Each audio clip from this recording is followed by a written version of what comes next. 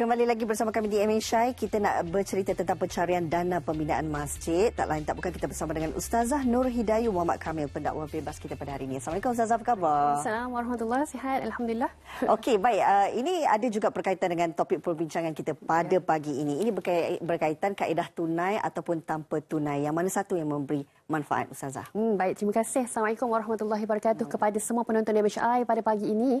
Kalau kita katakan tentang tadi kita dah dengar banyak kan tentang kelebihan manfaat berkaitan tentang cashless atau tanpa tunai ataupun transaksi atas talian untuk kehidupan seharian kita. Tapi bukan itu sahaja sebenarnya, kerana manfaatnya lebih banyak lagi. Kerana apa? Kerana kita boleh dapat macam-macam lagi kelebihan. Bagaimana bagi Nabi sebutkan, khairun nas anfa'uhum linnas, sebaik-baik manusia adalah orang yang paling banyak memberi manfaat kepada orang lain. Mesti tertanya kan, macam mana kita nak gunakan tanpa tunai cashless ataupun transaksi online ini untuk beri manfaat? Ya, dengan sedekah, wakaf dan infak secara atas talian. Jadi jom para penonton MHI pada pagi ini kita nak sama-sama menyeru dengan rendah hati kepada semuanya untuk sama-sama kita menyumbang kepada dana pembangunan Masjid Sarjana KLIA yang tertera seperti di kaca TV.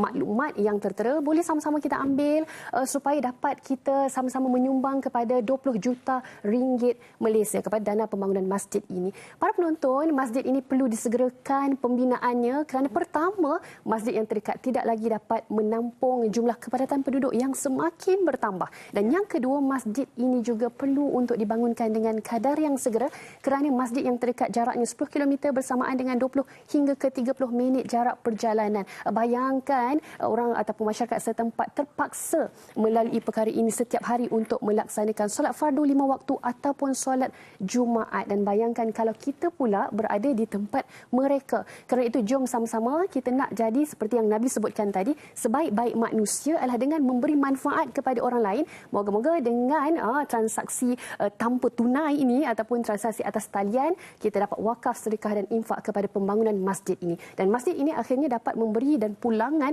fasiliti yang menarik kepada masyarakat. Antaranya apa? Adanya kemudahan perpustakaan, bilik seminar, bilik tetamu dan juga kemudahan untuk musafir. Antaranya tandas yang dilengkapi dengan bilik mandi. Dan juga masjid ini kedudukannya sangat strategik yang mana di laluan KLIA. Dan oleh itu bukan saja masyarakat setempat dapat kita kata fasiliti menarik ini, tapi orang awam dan juga orang yang musafir juga boleh sama-sama dapat kita kata kelebihan daripada pembangunan masjid ini. Jadi jom sama-sama kita nak menyeru kepada semua penonton MHI, sekiranya yang menonton bersama kami pada hari Jumaat yang penuh barakah ini, mungkin 2 juta orang penonton, maka jom sama-sama kita lakukan transaksi atas talian ataupun cashless tanpa tunai dengan infak, wakaf, sedekah ini. Moga-moga dengan apa yang kita sumbangkan, pembinaan masjid ini berkekalan dan 20 juta ringgit Malaysia yang diimpikan dan dapat direalisasikan dengan kadar segera, dan insya-Allah pembangunan masjid ini dapat disegerakan. Jadi jom sama-sama kita menyeru kepada semua penonton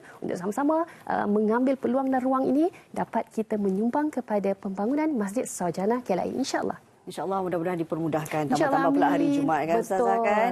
Digandakan, dilipat gandakan pahala pada